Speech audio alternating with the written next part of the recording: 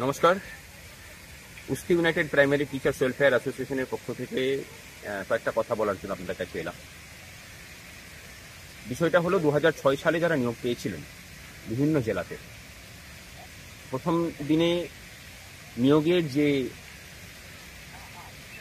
শর্ত ছিল সেই সমস্ত কিছু শর্ত পূরণ করে তারা চাকরি জয়েন করেন। যেহেতু চাকরিতে জয়েন করেছিলেন সমস্ত শর্ত মেনে, তাই নিয়োগের সমস্ত শর্ত মেনেই তাদেরকে প্রথম দিন থেকে এই ক্যাটাগরি স্কেল দেওয়া হয়েছে। এরপর 2013 সালে একটা নোটিশ জারি করে, যেখানে বেশ কয়েকটা শব্দ নিয়ে এমনভাবে বিভ্রান্ত তৈরি হলো। 2013 সালে অর্ডার হচ্ছে আর সেইটাকে এফেক্ট করানো হচ্ছে 2006 সাল থেকে। করিয়ে পরে বর্তমান শিক্ষকদের উপরে সেরকম কোনো প্রভাব বিস্তার করা হলো না। যারা রিটায়ার করছেন তাদেরকে ওভারড্রন দেখিয়ে তাদের টাকা ফেরত নেওয়ানোর ব্যবস্থা করা হলো। আদালতে মামলা হলো, আদালত ওভারড্রন ফেরত দেওয়ার সমস্ত বিষয়গুলোকে তারা নাকচ করলেন। পেনশন চালু হলো।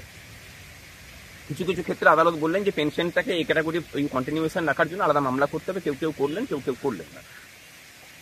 এরপর বর্তমানে কর্মরত শিক্ষকদের 18 বছর পূর্ণ হচ্ছে, এই মাসে পূর্ণ হলো। তাদের বৃত্তিগত সুবিধা নিয়ে একটা জটিলতা এবং একটা গুজব ছড়ানোর চেষ্টা হলো। আমরা দেখলাম যে সমস্ত জেলা, শুধু দুটো জেলা বাদ দিয়ে কলকাতা জেলা গোটাটাই এবং উত্তর 24 পরগনা জেলার 57টা সার্কেলের মধ্যে 52টা সার্কেলে এই বৃত্তিগত সুবিধা থেকে 2006 সালে যোগদানকারী শিক্ষক শিক্ষিকাদেরকে বঞ্চিত করে রাখা হলো। আমরা তৎক্ষণাৎ বেতন পাওয়ার পরই আমরা শিক্ষা দপ্তরে যোগাযোগ করি। একাধিকবার যোগাযোগ হয়েছে। গত শনিবারে আমার সাথে লাস্ট কথা হয়েছে শিক্ষা দপ্তরের উচ্চপদস্থ একাধিক আধিকারিকের সাথে।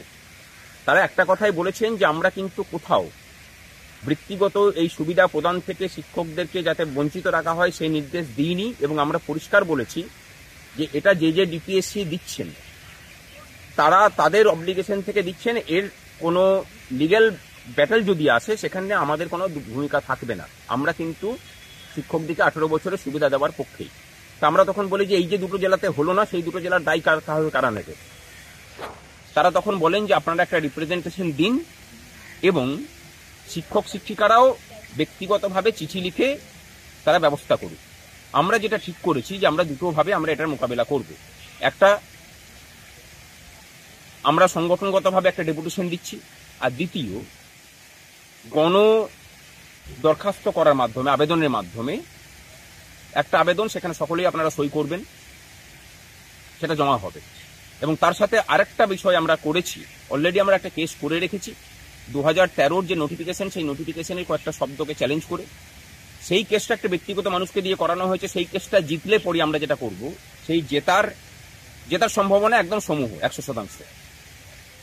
জেতার পরেই আমরা সংগঠনগতভাবে কেস করব যাতে ওই অর্ডারটা সকলের উপরে এফেক্ট হয়। এটা হলে পরে কি হবে, 2006 সালকে নিয়ে ভবিষ্যতে আর কোনোদিন কোনো জটিলতা থাকবে না।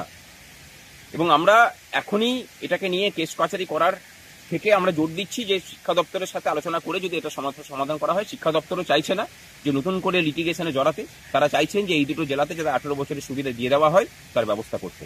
আর আইনগতভাবে এটাকে সেফগার্ড করার জন্য যেহেতু আমরা কেসটা করে রেখেছি, অপেক্ষা করুন একটু।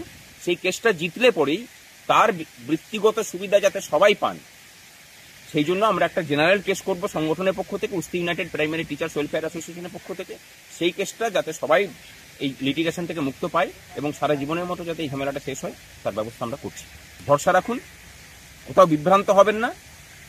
শিক্ষা দপ্তরের উপর চাপ দিয়ে এই দুটো জেলাতে ইমিডিয়েটলি আমরা যাতে 18 বছর সুবিধা পাওয়ানো যায় তার ব্যবস্থা করছি। সংগঠনের সাথে থাকুন, ভালো থাকুন। নমস্কার।